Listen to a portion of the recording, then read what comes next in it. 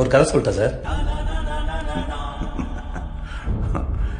Silence ரொம்ப சத்தமா இருக்குல்ல. நீ சிரிச்சா செம ஸ்மார்ட்டா இருக்கு சார். ஆனா முன்பல் இல்லாம நீ சிரிச்சா ரொம்ப கேவலமா இருக்கும். சிரிக்காத, கேமரா ஆஃப்ல இருக்கு, செஞ்சிருவேன். என்ன கை கொஞ்சம் லேஸ் வாங்க, அவ்வளவுதான். சார் வீட்டுக்கு வந்த கெஸ்ட் எப்படியா சார் நடந்துப்பீங்க?